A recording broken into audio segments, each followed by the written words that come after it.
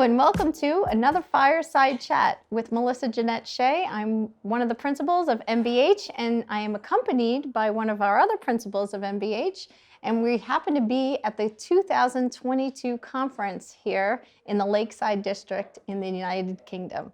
So welcome, Paul. So tell everybody a little bit about what's your name and what do you do? My name's Paul Vaughan. I belong to Academy One Group, which I started up 2013.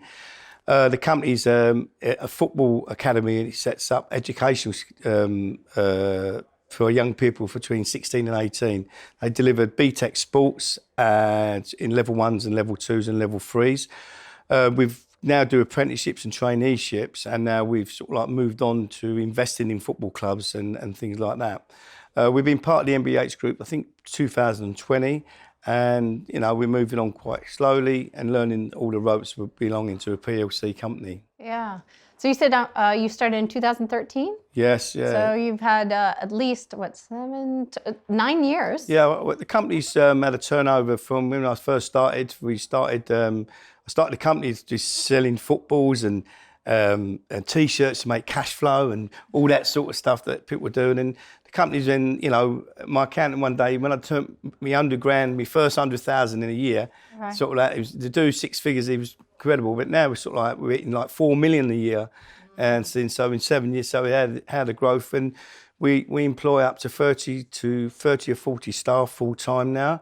Wow. And now sort of like, and then we've branched off into other areas of education, which is really quite good. And one of the things now is that, you know, using our knowledge is now we're building up like a recruitment company, and we've built a little property company and things like that. So we're trying to build other things around the companies that belong within the MBH. Right, that's really cool. So you joined in MBH in 2020 during a global pandemic, right? Yeah, I mean, when I met Victoria, I mean, I was looking to sell my company, and we had a broker, and we was looking to move it on. I felt I got it to a point where maybe I could cash in on it or look at doing other avenues, because I've got other aspirations and I like property. Right. And obviously, I've set up a small property company, and I like to be involved in buy-to-lets and things like that. But you know, once I met Vicky and we spoke to Vicky about other things, I did turn them down the first time, and then I come back after maybe that some of the offers or some of the people that was trying to buy the company, I didn't feel could take the legacy on of the company. So one of my main objections was that the company's legacy would stay. I didn't want to give it to someone who has to strip it or just use it for the contract, and then the staff would be at Pearl. So one of the most important things for me was to actually making sure that the legacy would stay within the company and the way the company is run. And MBH was probably the best aspect to actually do that for us. That's interesting that you said that, Paul, because, you know, when people are selling their businesses, they've invested a good amount of their life into it, right? And their heart and their soul, and they genuinely care about their staff, right? Yeah. And to see a business be taken over by somebody to run it more efficiently, they strip the staff or cut people. So it's interesting that that was the path you took, and what was probably a good reason why you joined, right? Because the MBH gives you a more constructive way to actually deliver your company in the same way that it has been. At the same time, you've got the added bonus that you can transfer your profits into bonus shares and things like that, which then gives you an opportunity to make wealth management. And obviously MBH is a wealth management company in real terms, and it gives you that great opportunity, as you said with the meetings we've had today, is that if the numbers push in the right way, everybody could do quite well. Well, yeah, it's true. So what advice would you give to somebody who's thinking about coming on MBH? I think you've got to go with MBH, and I'm not going to use an open mind.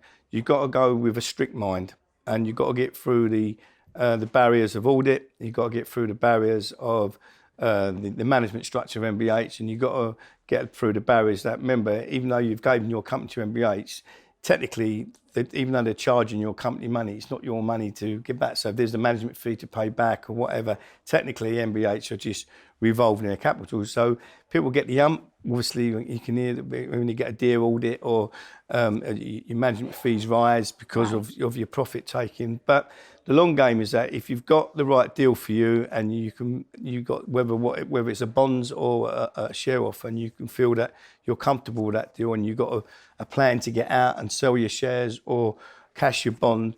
And then really that's the way you've got to think about it. The other stuff is incidental. You just got to put it in your budget and then make it happen. Yeah, so for people who are thinking about coming on MBH, there's a mindset change, right? Yes. Because we go from small business where we think, we kind of have no accountability, right? When you're by yourself. And in order to grow, the ironic part is you have to have that accountability, right? So MBH offers that flexibility, whether it's stocks or bonds. And for anybody who's listening and doesn't know what that means, reach out to somebody at MBH and they'll help you explain that portion. Yeah. But it does give you that wealth management, right? Yes, exactly. It's that peace of mind.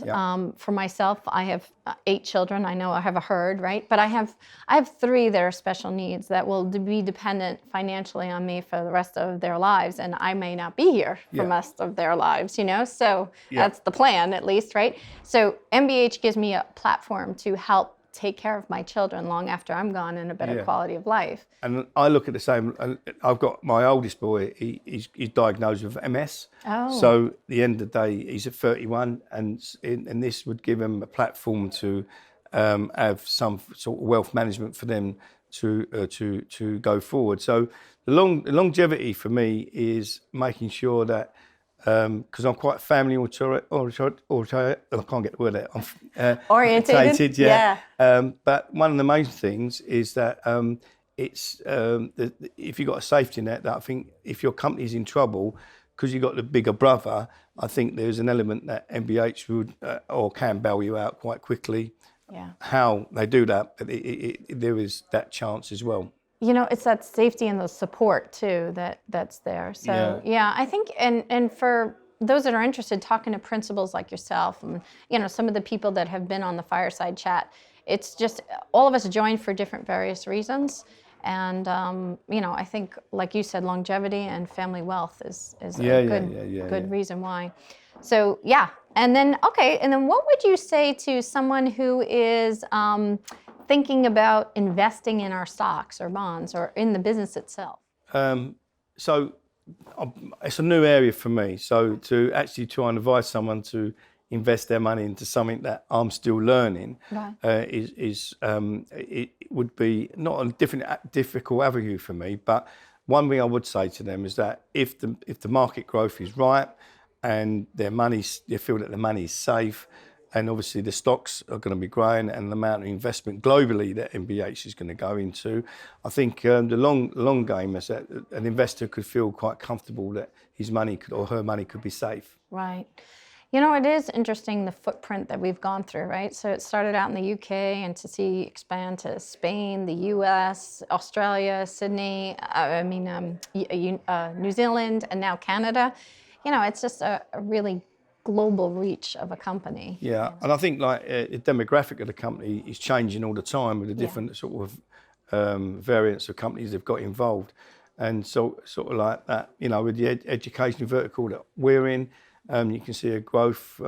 We're probably one of the bigger education verticals in the group. And we need to embrace that. Right. And maybe when you want to look at investors, that you can look at and say, well, my company's done this. We're quite a big player within MBH. We're helping them with the stock that obviously that is being produced.